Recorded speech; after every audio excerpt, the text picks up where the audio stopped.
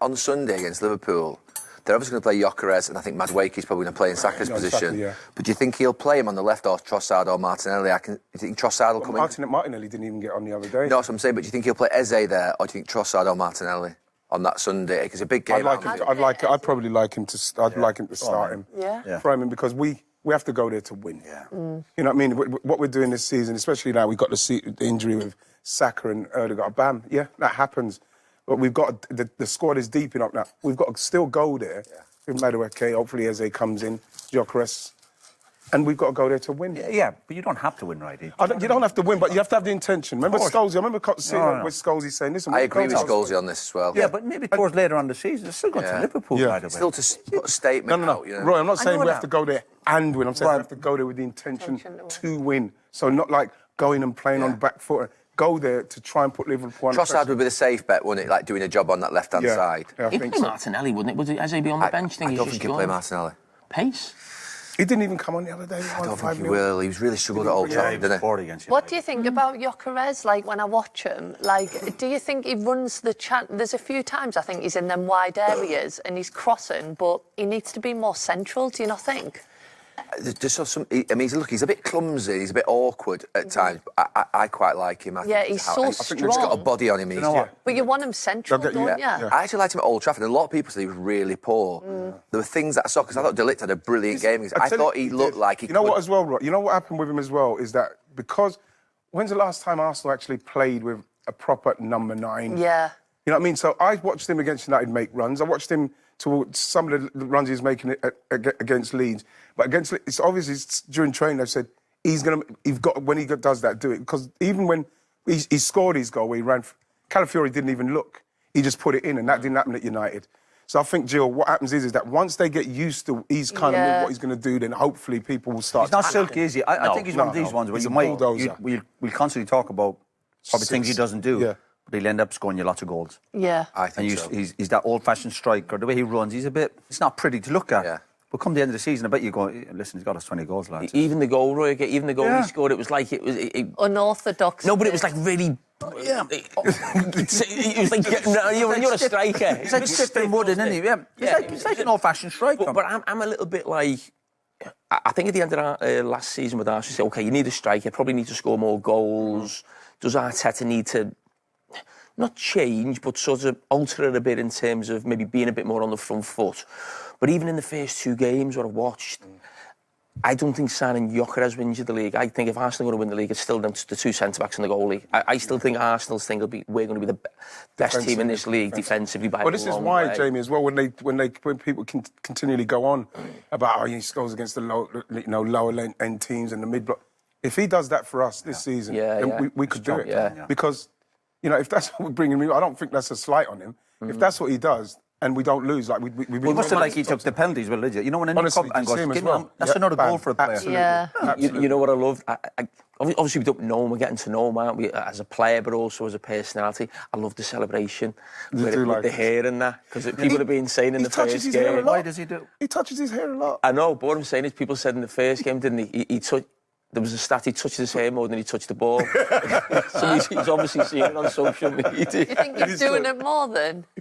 I was like... It's a nervous thing, obviously. But my worry from a Liverpool point of view with Arsenal is that, like, if you think of last season, I think Arsenal's defence was just a bit better than Liverpool's, but Liverpool's attack was a lot better than Arsenal's. And if Arsenal's attack will improve, probably with Gyökeres getting more goals, but also if the injuries aren't as bad, Saka, obviously, the games they missed last season. But I think Liverpool's defence could drop.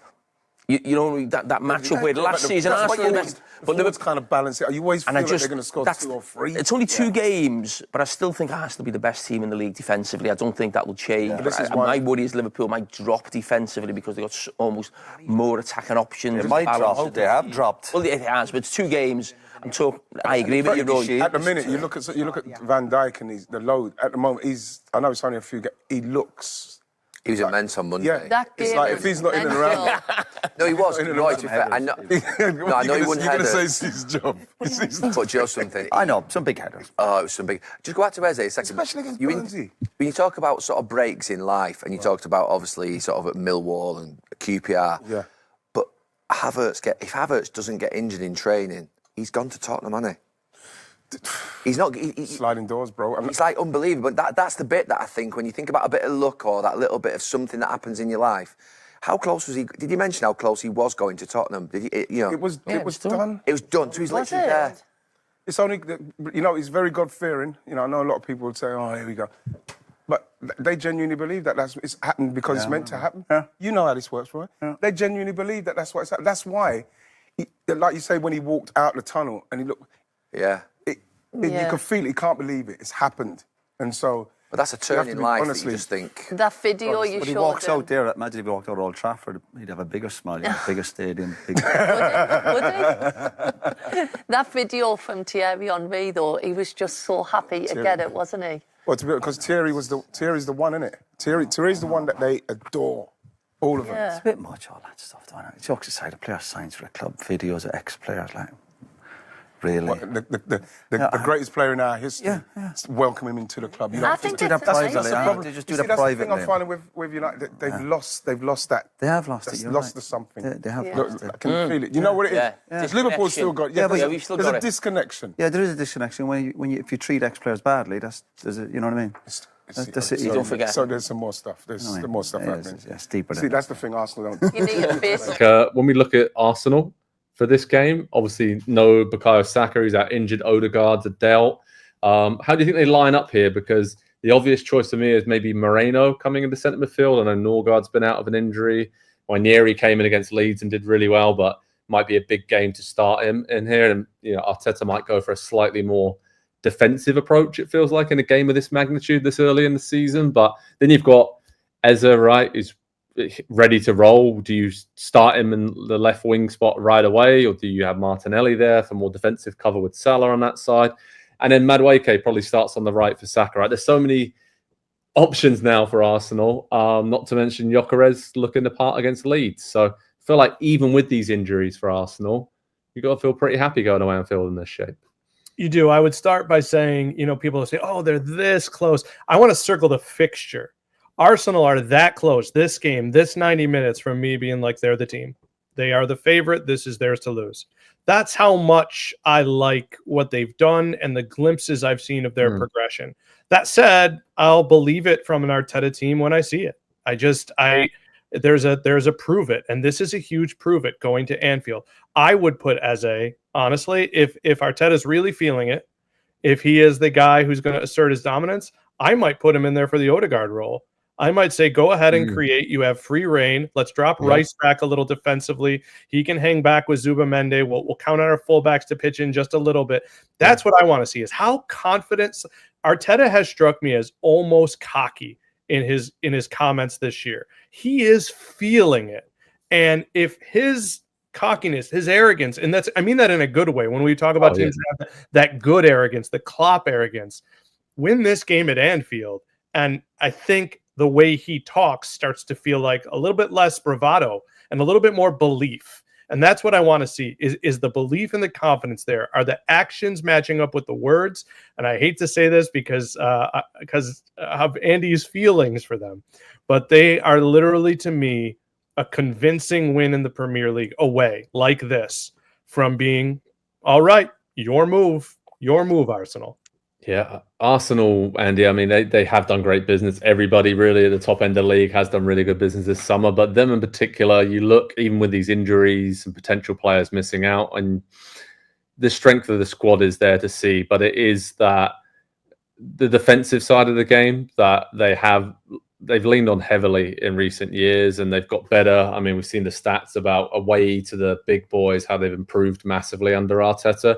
But Nick's right. It's like, if you're going to win the title this season and to make a statement, you need to go to Liverpool here and go for it. So you probably should start Eze in a number 10 role and have Martinelli, Madueke out wide, and Gyökeres, and just go for it, seeing some of the vulnerabilities that Liverpool have. But I don't know, defensively, Calafiore, Lewis Skelly at left back is probably the only kind of change that they could make there in terms of who matches up better, Mark and Salah. But great thing is for them, they've got options. And I think, like Nick said, they have that nice, good arrogance about them that, hey, we've been building now.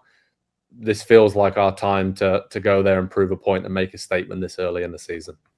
Yeah, I will say I do feel like we've been waiting for a couple years now for kind of that, announce that you're really, really here and we can all believe it kind of result or performance against one of the big teams from Arsenal. And I know maybe that gets clouded a little bit because they've not quite been able to get it over the line in the title race and finish second place, 3 seasons in a row now.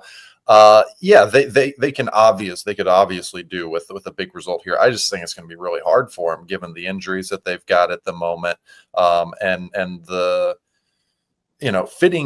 trying to fit in 1, 2, 3, 4, maybe 5 or 6 new players into the team for a game of this magnitude so early in the season is a really big ask, especially without 2 or 3 of your most important and just kind of ever present players in there. I think the more attacking they go, I think the worse it turns out for them. I think they need to make this kind of an ugly old game and set pieces as they always do, I think is going to be their best route to creating chances. But because I think what we're going to see from Liverpool in this game is kind of a balance between the two approaches.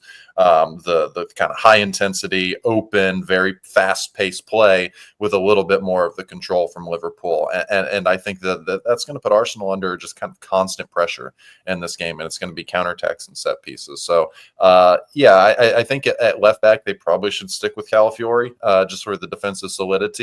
And if you can get another defensive midfielder there in the middle of the field, I think I'd probably even do that over Eze in this one and then see him off the bench. Yeah, that's smart. And you're probably right. I think Arteta's default mode in these games, when you think about the big games against City and others in recent years, has been to be a bit more conservative and defensive. But Nick's right. As a neutral, I'd love to see him go for it. And I think they probably can still do that in the second half if it's level, 30 minutes to go, bring on Eze and take some risks with some of the great young talent they have. Nick, what's your score prediction for this one, mate? So yeah, I'm gonna go for a 1-1 draw, and the reason is, and you guys triggered this thought for me, I think it's going to take people some time to get used to the way Calafiori is kind of coming in to the midfield as much as he is with Stones. The way Stones does, the way that we've seen other teams of his ilk do it. And I think it's a new wrinkle. And I think it's going to take some teams some time to figure that out. So I would pick both teams to score. Salah can't stay cold for this long. Although I think he has a goal and an assist. He hasn't quite finished where he's at. I go 1-1. If you want to go 2-2, go 2-2. But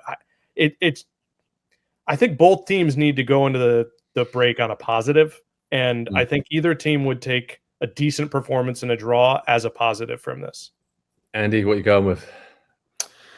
I'm going to go 1-0 Liverpool. I do think that Arsenal will make it close and tight, but I think Liverpool are going to have a ton of chances. Maybe just struggle to put them away a little bit because Arsenal do defend incredibly well, and they defend with 11 players at all times. So it will not be easy for Liverpool. I just think they're going to have so much of the ball, and they're going to spend so much time in Arsenal's half of the field that at some point, to Nick's point, probably Salah, the ball finds its way in. I'm going to go for a different result than both you guys have. I'm going to 2-1 to Arsenal. I think this is the moment where they step up. I think I love what they've done in the transfer market. You're right, defensively so solid. And I think just seeing some of the vulnerabilities out wide that Liverpool have defensively, the fact that Arsenal seem to have figured out how to use Gyökeres a little bit better as well over the last week or so. And they have Eze and Madueke just there and waiting on the counter attack and transitions. I think this matches up really well for them. And obviously, if they had Saka, it would be great too. But the fact that they don't have Saka, and I'm still very confident about Arsenal going there and getting at least a point, shows how far they've come in terms of their recruitment. And I think this is the time and this is the game when they get a big statement win before the international break. So head over to Pro Soccer Talk. Liverpool and Arsenal collide in the first Premier League title showdown of the season this weekend. Last season's champions meet the runners-up at Anfield on Sunday afternoon, with both sides boasting perfect records 2 games into the new campaign. Arsenal laboured somewhat on the opening weekend against Manchester United but still left Old Trafford with 3 points. They showed their teeth at home to Leeds United on Saturday, with Victor Gyokeres scoring his first goals for the club in that 5-0 thrashing. It came at a cost, however, with Martin Odegaard and Bukayo Saka forced off injured.